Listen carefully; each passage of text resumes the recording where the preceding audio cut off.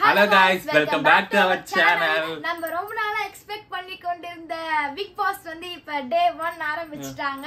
அவ்வளவுதான். இதுக்கு அப்புறம் வந்து நம்ம சேனல்ல வந்து ரியாக்ஷனா இருக்கட்டும், பிக் பாஸ் ரிவ்யூயா இருக்கட்டும், சுத்தி எல்லாமே பிக் பாஸ் தான். ஏன்னா 100 நாள் அவங்களுக்கும் கண்டென்ட், நம்மளுக்கும் கண்டென்ட், உங்களுக்கு கண்டென்ட் கொடுக்கறதுக்கு ஆர்வமா இருக்கும்.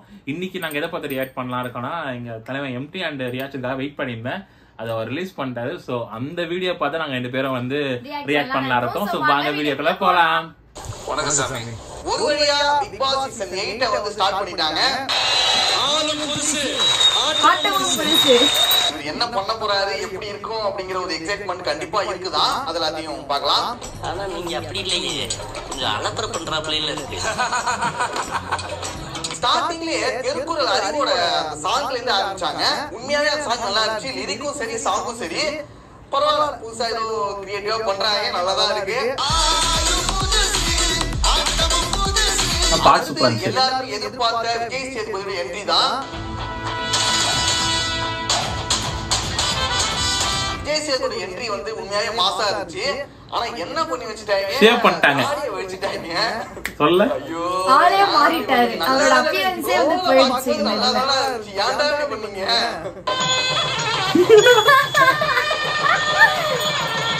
மேபி அது படம் கூட நடிக்கனால அதான் பண்ணிருப்பாங்க. ஆமா, படத்துக்காக கமிட்மெண்ட் பண்றாரு. கோச்சியாடா, கோச்சியா சொன்னதை கேட்டீங்களாடா? என்ன பண்ணுவேன், என்ன பாவம் பண்ணேன், ஏதாவது புதுசா பண்ணணும்னு சொல்லிட்டு இப்படிதான் பண்ணீங்களா? உங்களுக்கு ஷோ ஓடணுமா வேணாமா? ஏன் ஈஸியாக வச்சிருக்கலாம், அதையும் எடுத்துட்டாங்க.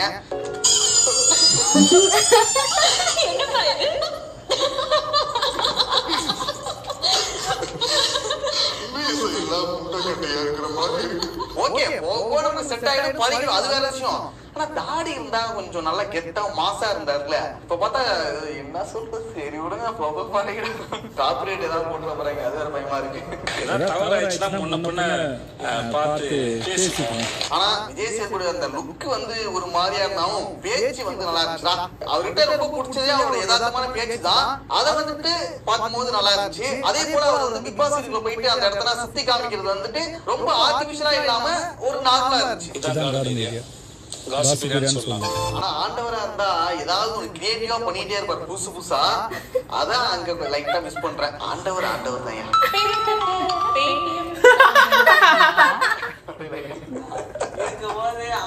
இருக்கும்போது திட்டுறது, போன பிறகு அழுது உட்காந்துக்கிட்டு மிஸ் பண்றோம். சரி விடுங்க.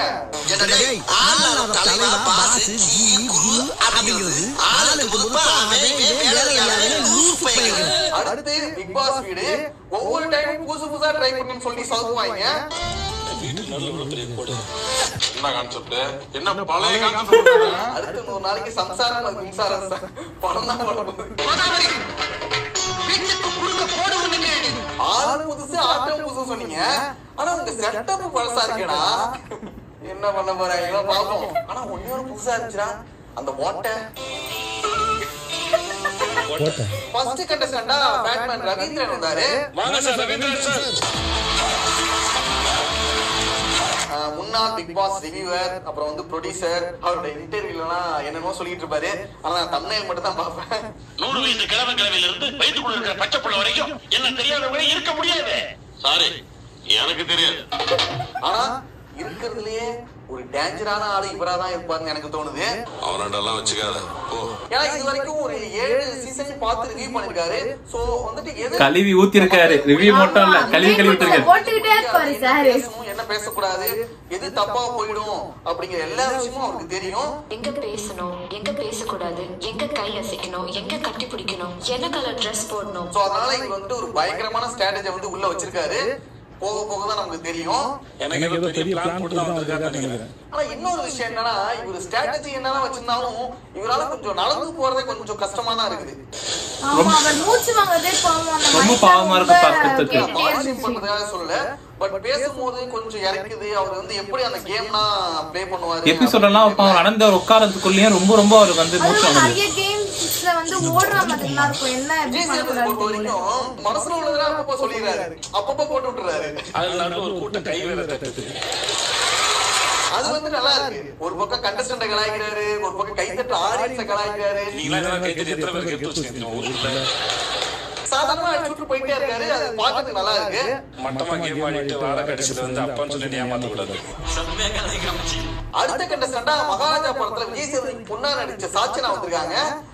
விஜய் சேதுபதியும் அவங்களையும் பார்க்கும்போது ஆச்சரியமா இருக்கு. யாரை கேட்டீங்க வந்த? இவங்களை பொறுத்த வரைக்கும் அமுச்சு விட்டீங்களா அந்த பொண்ணை? இந்த வீடியோ எடுக்கும்போது பொண்ணு அந்த பிக் பாஸ்ல இல்ல போல. இவ்வளவு கேமரா ஒண்ணுதான் ஃபோக்கஸ் பண்ணும். ஸ்ட்ராங்கா இருக்கு. ஆனா இவங்களை விட அக்கா வந்துருக்காங்க போல. அவங்க நல்லா போல்டா பேசிட்டு இருக்காங்க. ஸ்ட்ராங்கா பேசி கண்டஸ்டன்ட் மாத்திக்கலாமா? அடுத்தது தர்ஷா குப்தா. இத காமிச்சுக்கணும். எதுக்கு நல்லா சிங்கமா பாசிட்டிவிட்டி. எல்லா சீசன்லயும் BTS டா. இவங்க பேர் வந்துருவாங்கன்னு இப்பதான்டா உண்மையாவே வந்திருக்காங்க. நான் ஸ்கூல்ல வந்து டீச்சரா இருக்கும்போது இந்த டீச்சர்ஸ் எல்லாம் ஆனா இவங்க டீச்சர்ங்கிறது இப்பதான்டா எனக்கு தெரியுது. சொல்லவே இல்ல. ஆல்ரெடி சோஷியல் மீடியால இவங்களுக்கு ஒரு ஃபேம் இருக்கு. குட்வித் கோமாளில கூட வந்திருக்காங்க. இன்ஸ்டால கூட 2 மில்லியன் ஃபாலோவர்ஸ் வச்சிருக்காங்க. 2.3 million. 3 million followers. 2.3 million. Sorry 2.3 million. கரெக்ட்டா சொல்லணும். எல்லாம் கோச்சுப்பாங்க. அப்படியே அடுத்தது யாருன்னா நம்ம போலீஸ். சீரியல் கூட வருவாங்கல்ல, பார்க்கும்போது ஒரு நல்ல மனுஷன் மாதிரி தான் இருக்காரு. அடுத்து சின்ன திரை சூப்பர் ஸ்டார் தீபக். உண்மையாவே ஒரு நல்ல நடிகர். சின்ன திரையில இருக்கிற ஒரு சூப்பர் ஸ்டார்னா அது இவர் தான்டா. வயசு ஆகாதவங்கலாம் உண்மையாவே இவருக்கு வயசே ஆகாதாடா. அப்ப என்ன மாதிரி நான் குழந்தையா இருக்கும்போது இருந்து இருந்தாரு. பெறப்பட்ட பேட்டி பின்னாடி இல்ல நம்மள எந்த பிஆர் சொல்ல போறாங்கன்னு தெரியல. நிறைய ஃபேன்ஸ் இருக்காங்க. சோஷியல் மீடியாவிலும் சரி சீரியல் ஃபேன்ஸே நிறைய பேர் இருக்காங்க. சோ அதனால அதை வச்சு இவர் வந்து ஜெயிக்கிறதுக்கு நிறைய வாய்ப்பு இருக்கு. அவர் ஒண்ணுமே பண்ணாம இருந்தா கூட ஒரு 4-5 வாரம் வந்துருவாரு. திருமதி செல்வம் சீரியல்லாம் பயங்கரமா இருப்பாரு. நம்ம சொரிமுத்தையர் ஃபேன்ஸ் தான். திருமதி செல்வத்துல இவரையா இருக்காரு.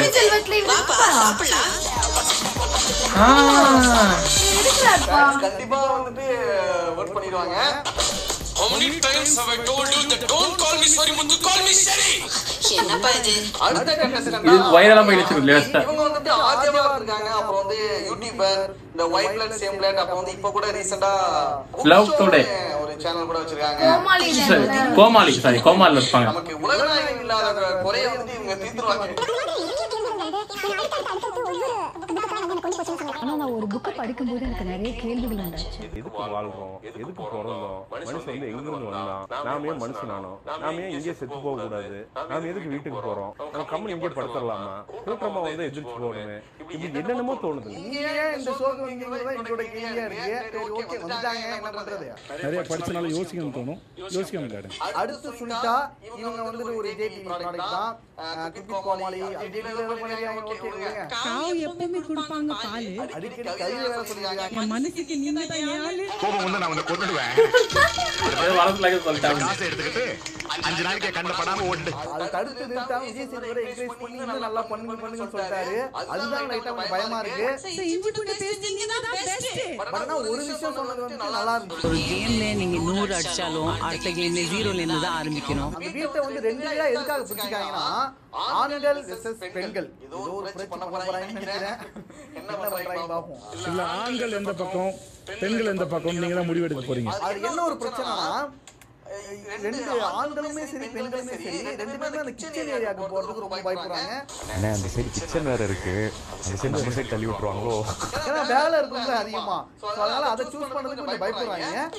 அந்த சைடு கிச்சன் இருக்குடா, இது வேண்டாம். கடைசியா அப்படி இப்படின்னு பேசி ஆண்களே வந்து கிச்சன் சைடு வந்து சூஸ் பண்ணிட்டாங்க. ஆனா அதுலயும் ஒரு ட்விஸ்ட் வச்சிட்டாங்க. ஒரு பர்టిక్యులர் வாரம் ஆண்களை நீங்க நாமினேட் பண்ண கூடாது. நாங்க சொல்ற வாரத்துல மட்டும் பெண்கள் யாரும் ஆண்களை வந்துட்டு நாமினேட் பண்ண கூடாது அப்படிங்கிற மாதிரி ஒரு ட்விஸ்ட் வச்சிருக்காங்க. அது என்ன ஆகுறதுன்னு பார்க்கலாம். ஆனா பாய் ஒரு மேட்டர் தெரியுமா, திரும்ப என்கிட்ட தான் வந்து நிக்கணும். நாளைக்கு பாரு எல்லா ஃபைலையும் நாமினேட் பண்ணிடுறேன். பழையபடி விடுங்க, என்கிட்ட தான் வந்து நிக்கணும். வாங்க பாய் போலாம். அடுத்து ஜெஃப்ரி. இவர் வந்துட்டு ஒரு கானா சிங்கர். நான் இப்ப பிக் பாஸ் உள்ள போறேன், அதனால எங்க வீட்டு நிலைமை மாறும். ஆனா இது வரைக்கும் பார்த்ததுல இவர் ஒருத்தர் தான் உண்மையா சொல்லிருக்காரு. கரெக்டா பேசுறாங்க. நான் கூட சரியா பணம் கிடைக்கும், ஃபேம் கிடைக்கும், நிறைய வாய்ப்புகள் கிடைக்கும். அது மூலமா குடும்ப நிலைமை மாறும். எனக்கு யாருன்னா வெளியே இருந்து சான்ஸ் கொடுத்தாங்கன்னா இன்னும் ரொம்ப ஜாலியா இருக்கும். எங்க மம்மிக்கும் ஃபுல்ஃபில் ஆன மாதிரி இருக்கும். ஆனா மத்தவங்க இருக்காங்க பாருங்க, எதுக்குங்க நீங்க இந்த ஷோக்கு வந்து கேட்டா நான் பத்தி இவங்க எல்லாருக்குமே நான் தெரிய வைக்க போறேன், நான் யாருங்கிறத இந்த உலகத்துக்கு காட்ட போறேன், ஒரு புது எல்லாருமே அப்பதான் சொன்னாங்க. நான் வந்து ஒரு கம்ஃபர்ட் ஜோன்ல இருக்கேன், அதை விட்டு நான் வெளியே வரணும், அதுக்காக தான் இந்த வீட்டுக்குள்ள வரேன். இது வரைக்கும் நீங்க பார்த்த மாதிரி நான் கிடையாது, என்னோட இன்னொரு முகத்தை காட்ட போறேன். இதெல்லாம் மக்களே பேசுறாங்க. 3 பேர் சேர்ந்து போறது யோசிக்கிறாங்க. கிச்சனுக்கு வாங்கினா வரமாட்டேன் பயப்படுறாங்க. நீங்க பண்ணீங்கன்னா எப்படி இங்க வந்து ஒரு கம்ஃபர்ட் ஜோன்ல வெளில வர முடியும்? வீட்டுல இருக்க மாதிரியே மெல்கா இருக்குன்னு நினைக்கிறாங்க. எல்லாரும் நான் எதுக்கு அந்த பக்கம் சொன்னேன் ஏன்னா ட்ரெஸ்ஸிங் டேபிள் இருக்கு, அயர்ன் பாக்ஸ் இருக்கு ஃபார் அஸ், மிக்ஸி இல்லையா கிரைண்டர் இல்லையான்னு சொன்னேன். அடுத்த கண்டஸ்டன்ட் நம்மளோட ஃபேவரட் ஹீரோ நம்ம கவுண்டன் பாளையம் படத்தோட ஹீரோ ரஞ்சித். நீங்களே நல்லா பில்டப் கொடுத்த மாதிரி இருக்கு சார். கவுண்டன் பாளையம் படத்தை பத்தி ஸ்ட்ரைட்டாவே அவருக்கே கேட்டாரு. ஆனா கவுண்டன் பாளையம் படம் பண்ணதுக்கு அப்புறம் பேசின ரஞ்சித் இருக்கார்ல, அவர் டோட்டலா எனக்கு வேற ஆளா தெரிஞ்சாரு. அந்த படம் பண்ணதுக்காக நான் ரொம்ப ஃபீல் பண்றேன் அப்படின்னு கூட ரஞ்சித் சொன்னாரு. ரொம்ப பாடுறது ரொம்ப வருத்தப்பட்டேன். ஏன்னா யாரையாவது காயப்படுத்துறது வந்து அது நிறைய ஃபீல் பண்ணேன். அவர் மட்டும் இல்லாம அவர் நண்பர்களையும் கிளாஸ்டாரு. சாப்பிட்டீங்களா? சாப்பிட்டேன் சார். நீங்க சாப்பிட்டீங்களா சார்? சாப்பிட்டீங்களா அப்படின்னு கேட்பாங்க அப்படின்னு சொன்னாரு. நீங்க சாப்பிட்டீங்களா சார்? முதல்ல கேட்போம். எங்க ஊர்ல கேட்போம் சார். வழக்கம் தான் சார். அது எல்லாத்துக்கும் அம்மா தங்களை போமாட்டது. வந்த அன்னைக்கே கண்ணுகள்ல கத்திய விட்டு ஆட்டிட்டானே. சரியான தங்களை போமாட்டது. அடுத்தது பவித்ரா. இவங்களும் விஜய் டிவி சீரியல்ல நடிச்சிருக்காங்க. ஓகே, விஜய் டிவி ப்ராடக்ட் தான் இவங்களும். அடுத்தது சௌந்தர்யா. இவங்களோட வாய்ஸ் வந்து கொஞ்சம் டிஃபரெண்டா இருக்கனால நிறைய பேர் வந்து இவங்க வந்து பிலீவ் பண்ணிருக்காங்க. சின்ன வயசுல இருந்தே எனக்கு என்னோட வாய்ஸ்னா அவ்வளோ இன்செக்யூரிட்டியா இருக்கும். அதனாலேயே இவங்க வந்து இன்செக்யூரா ஃபீல் பண்ணி இப்போ வந்துட்டு அதை மீண்டு வந்திருக்காங்க. வாய்ஸே டிஃபரெண்டா தான் இருக்கு. எங்க பொம்பளுக்கு ஒஸ்ட் பிஹேவ் எனக்கு ஃப்ரெண்டா எவ்வளோ இருக்கலாம், ஆனால் இப்படி ஒரு பிஹேவ் பண்ணது பிடிக்கவே இல்லை. டாக் இன் கேர்ள்ஸ் வாய்ஸ் என்னமா பெண்மையா பேச சொல்லு. ஆனா இவங்க சொன்ன விதம் வந்து ரொம்ப தப்பான விஷயம். கண்டிப்பா இத பத்தி விஜய் சேதுபதி பேசுவாங்கன்னு நினைக்கிறேன் நெக்ஸ்ட் வீக்கெண்ட்ல. குரல் இல்லம்மா, ஸ்வீட்னஸ் இருக்குது, குணத்துல தான் இருக்குது, ஸ்வீட்டா தான் இருக்குது. அடுத்தது பாரதி கண்ணம்மா சீரியல்ல பாரதியா நடிச்ச அருண் சார். உங்க பேர் என்ன சார்? இவரை பத்தி நம்ம வந்து எதுவும் சொல்ல தேவையில்ல. மார்ச் வரைக்கும் இவரோட புகழ் வந்து எல்லாருக்குமே தெரியும். இவரை பத்தி சொன்னா கொஞ்சம் அதிகமா பேசுறாரு, ஆனா பணிவான ஒரு ஆளா இருக்காரு. படிச்சு வாய்ப்பு தேடி இன்னைக்கு வந்து பெரிய நடிகராக இருக்கு. ஏண்டா என்னடா இப்படி போறானே அனிவினே. அடுத்தது தர்ஷிகா. இவங்களும் ஒரு சீரியல் ஆக்டர் தான். நெருக்கே நல்லா இருக்காதுடா. நெக்ஸ்ட் வந்து பாக்கியலட்சுமியோட பையன் எழில். விஜே விஷால். ஓரளவு தெளிவான ஒரு ஆளா தான் இருப்பான்னு நினைக்கிறேன். இவங்க பேசும்போது தெரிஞ்சு சிம்பிளா புரிய வச்ச ஒரே ஆள் நம்ம விஷால் தான். அடுத்தது அன்ஷிகா. இவங்க வந்துட்டு செல்லம்மா சீரியல்ல வந்துட்டு நடிச்சிருப்பாங்க. அது மட்டும் இல்லாம குக்கு கோமாளிகள் கூட வந்திருக்காங்க. அன்பு வேணும், நீங்க அன்பு மட்டும் கொடுங்க. இவங்க வந்துட்டு அன்பு வேணும்னு சொல்லிட்டு வந்திருக்காங்க. ஆனா அன்பு கேங்கா மாறாத வரைக்கும் சந்தோஷம்டா. கண்டிப்பா அன்பு ஜெயிக்கும். வாங்க அர்ணவ் வாங்க. இவர் வந்து என்னன்னா ஒரு குழப்பத்தையே உண்டாக்கிட்டாரு. உங்க வாழ்க்கை நல்லது நடக்கும் ஏதாவது பேசி கெடுத்துருக்கீங்க, பார்த்து பார்த்துருக்கேன். ஏன்னா இவருக்கு ஒரு விஷயம் கிடைச்சா கூட அதை வந்து இவரோட வாயாலே கெடுத்துருவாங்க.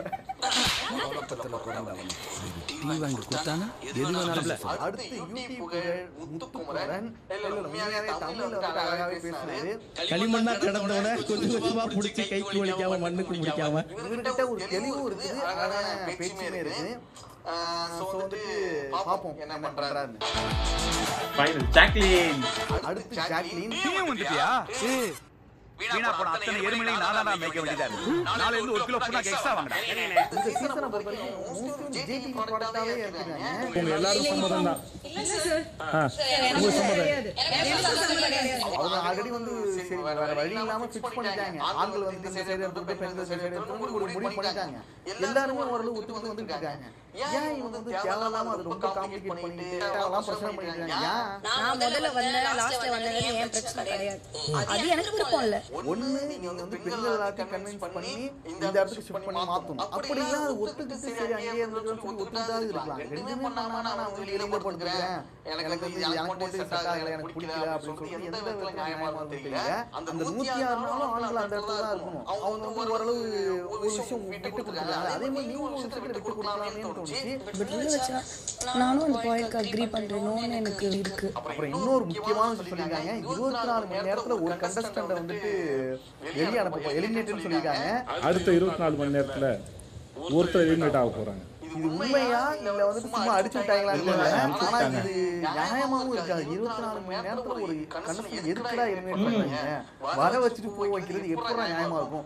அட்லீஸ்ட் ஒரு 1 வீக்கா இருந்தாலும் அவங்களோட கேரக்டர் என்னன்னு தெரியும், நமக்கு தெரியும். அது உங்கள யாருங்கிறத பத்தி பெருசா யோசிக்காம நிம்மதியா படுத்துக்கும். இது எப்படி இருக்குன்னா சவுக்கு சங்கர் விடுதலை ஆனால் மீண்டும் கைது அந்த மாதிரி இருக்கு. அது கூட உள்ள குட்டிங்க அது வெளியே இருக்காங்க. ஓகே, நீங்களும் இந்த ஷோ பார்த்து உங்களுக்கு என்ன தோணுச்சுங்கறத சொல்லுங்க. வெளியேற போகும் போட்டியாளர் யார்? அதான் தெரிஞ்சு போச்சு, சஞ்சனா சொல்லிட்டு அதான் வெளியே அனுப்பிச்சிட்டாங்களே.